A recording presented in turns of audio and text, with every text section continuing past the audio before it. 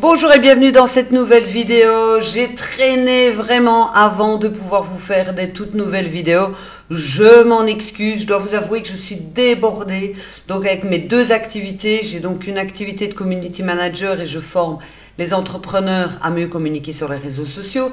Et mon autre activité qui est donc celle-ci, qui est donc du coaching et formation pour les personnes en privé, confiance en soi, relations toxiques, neuronutrition, etc.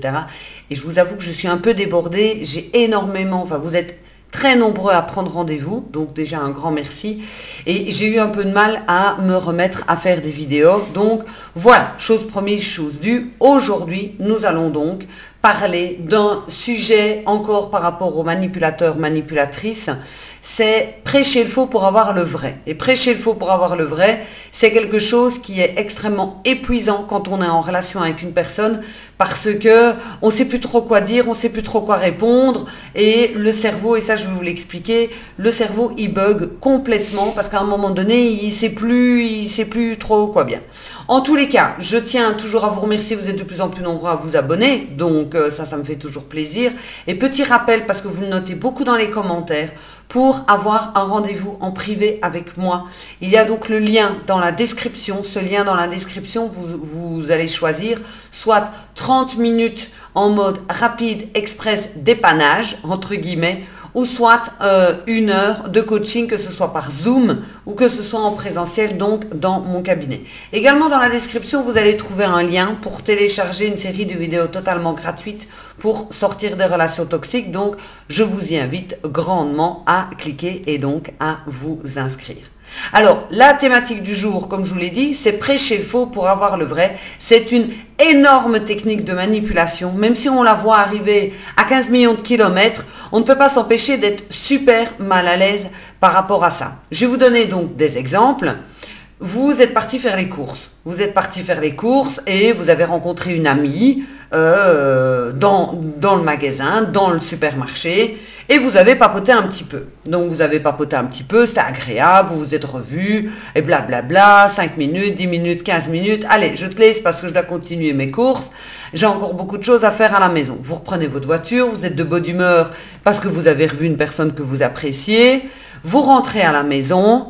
Et là, qu'est-ce qui se passe? C'est la guerre. C'est la guerre, c'est où est-ce que tu étais? Mais j'étais parti aux courses, je t'ai pas dit, j'ai rencontré. Vous avez même pas le temps de terminer votre phrase. Que arrête de mentir. C'est pas possible, tu as vu le temps que tu as mis pour aller aux courses. Mais j'allais justement te dire que j'avais rencontré Isabelle, Gwendoline ou peu importe aux courses. Et donc on a papoté. Vous n'avez toujours pas le temps de finir de répondre que la personne vous accuse de mentir. Donc jusque-là, on n'est pas dans la technique de manipulation de prêcher le faux pour avoir le vrai. Ensuite, cette personne va vous dire qu'elle a reçu un coup de fil, un message, peu importe, ou qu'elle s'est téléportée au supermarché. Enfin, elle va vraiment inventer le mensonge de l'année en disant « c'est pas vrai, on t'a vu et tu étais en train de discuter avec un homme. » Mais non, je te jure, j'étais en train de discuter avec Sarah par rapport « arrête de mentir, dis-moi la vérité ». Jusque-là, vous allez me dire bah, « c'est pas compliqué, il suffit de dire que c'est pas vrai ». Seulement, ça ne s'arrête pas là. Ça ne s'arrête pas là parce que la personne va insister, insister et insister. Ça peut durer des heures jusqu'à ce que vous finissiez par craquer. On a utilisé beaucoup anciennement cette technique dans les interrogatoires. Ça veut dire que dans les interrogatoires, on mettait dans le cerveau des personnes des fausses informations, ou du moins on était persuadé que c'était ces personnes qui avaient donc commis le crime, et du coup on leur mettait des fausses informations et on insistait jusqu'à ce que la personne craque et dise oui effectivement c'est moi qui l'ai fait. Et je dois vous avouer que moi ça m'est déjà arrivé de dire que c'était moi. Je me suis jamais retrouvée à la police, hein. Mais avec mon ex-compagnon, comme c'était récurrent se prêcher le faux pour avoir le vrai, pour avoir la paix, je disais que c'était vrai. Je savais très bien que c'était pas vrai, mais je disais effectivement que c'était vrai pour avoir cette tranquillité d'esprit.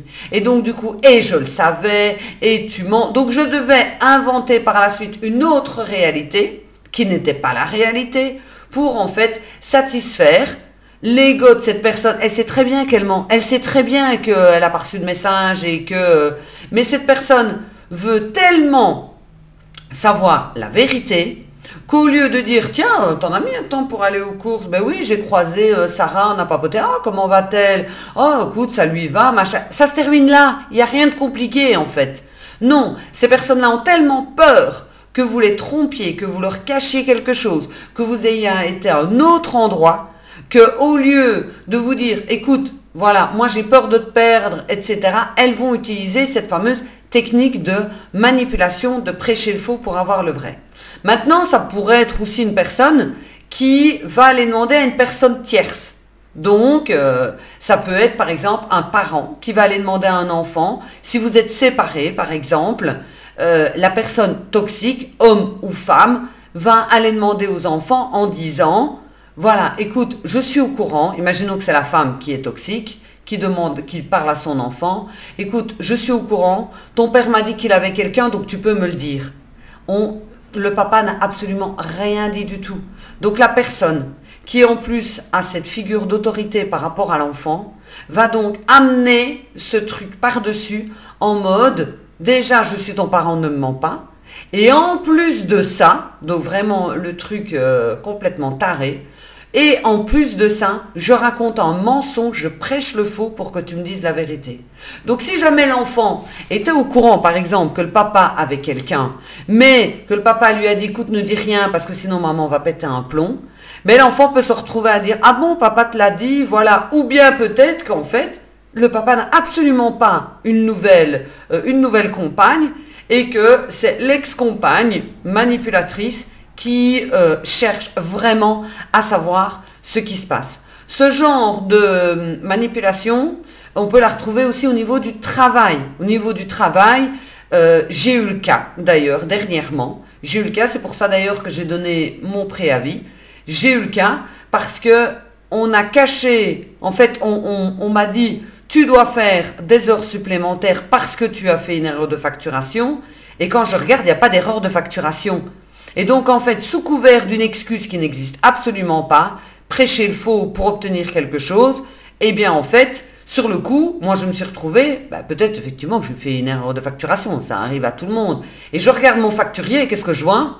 Mais qu'il n'y a pas d'erreur de facture, il n'y a pas d'erreur de facturation. Donc, mais la personne ne va jamais parler de cette problématique. Elle ne va pas parler de cette problématique, elle va parler de ce qu'elle aimerait bien avoir et prendre des chemins de traverse pour arriver justement à son objectif. Mais ça peut être aussi la personne, effectivement, tiens, hier tu es retourné à 5 heures, tu m'as dit qu'apparemment tu faisais des heures sup. Mais non, j'étais encore là à 6 heures. Non, non, non, t'es parti à 5 heures, machin, t'as vu sur le parking. Mais non, je suis réellement parti à 6 heures. J'ai même vu la dame d'ouvrage qui démarre à 6 heures arriver. Donc non, non, non, je suis réellement parti à 6 heures. Arrête de mentir, etc. Et la personne va prendre la feuille. Et elle va vous mettre comme quoi vous êtes parti à 5 heures alors que vous êtes réellement parti à 6 heures. Donc vous voyez à quel point c'est toxique. Ça veut dire que la personne, elle n'en fait vraiment qu'à sa tête. Et c'est elle qui décide tout simplement de ce qui doit être, de ce qui doit se faire par rapport à votre vécu. Et elle va s'inventer des choses. Et les pervers narcissiques, hommes ou femmes, quand ils commencent à inventer des choses, ils croient en leurs mensonges. Ils croient vraiment en leurs mensonges. Et pour finir, en plus de ça, ils vont vous salir partout. Et c'est vraiment, ça peut être très, très, très destructeur. Pour quelqu'un qui n'a pas énormément de confiance en soi, quelqu'un qui va prendre tout au premier degré, c'est quelque chose de très destructeur. C'est pour ça d'ailleurs que je vous invite toujours à travailler sur vous, donc à remonter la confiance pour qu'en fait ça glisse et ça passe beaucoup plus facilement. Si vous ne faites pas ça, vous allez devenir cinglé, ça va vous blesser, ça va vous bouffer et ça va durer pendant des années.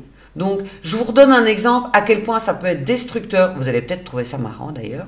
Donc, mon ex-compagnon, quand je l'ai quitté, il m'a demandé pourquoi est-ce que je le quittais. Donc, je lui explique enfin, voilà, les différentes raisons qui font que. Et alors, il me pose la question, il me dit, parce que si jamais tu as envie, donc il me dit, si jamais tu as envie qu'on aille faire de l'échangisme et tester des choses ailleurs, il suffit de me le dire. Et je le regarde, je lui fais, mais rien à voir. Non, non, alors, chacun fait ce qu'il veut, on est bien d'accord, moi, c'est pas mon trip, hein. Et donc du coup je lui dis, mais absolument pas, ça ne m'est même pas venu à l'idée, ça n'a rien à voir avec ça, avec l'idée d'aller voir ailleurs, etc. Ça n'a rien à voir. Ok, donc je mets ma position par rapport à ça. Une autre dispute qui se passe toujours pendant la séparation, une autre dispute, et il me sort, oui, déjà que tu m'as demandé qu'on aille faire de l'échangisme. Je dis, attends, non, j'ai jamais dit ça. Si, tu l'as dit, et je sens que tu aimerais bien, machin, on reprêche le faux pour avoir un vrai qui n'existe pas. Donc, ce qui fait que cette personne, mon ex-compagnon, il a été raconté à tout le monde. Elle m'a demandé d'aller dans les trucs échangistes, machin, etc. Mais si j'avais pas le caractère que j'ai, mais je déménage, je pète un plomb, en fait. Donc, ce qui fait que cette manipulation, je prêche le faux pour avoir le vrai, est très destructeur. Et c'est pour ça que je vous propose et de ne pas hésiter à prendre rendez-vous. Donc, quand vous mettez vos commentaires, c'est OK, mais c'est un commentaire pour comment est-ce que je peux te joindre. Je vous l'ai dit, c'est dans la description, vous avez donc les liens pour justement prendre vos rendez-vous. Vous avez accès à mon calendrier, donc vous prenez le rendez-vous. En bas, laissez peser, moi je reçois la notification et on peut donc déjà commencer à travailler. N'oubliez pas également de vous abonner et de partager cette vidéo également. En attendant, je vous souhaite une excellente journée et on se retrouve promis très bientôt pour une nouvelle vidéo. Ciao!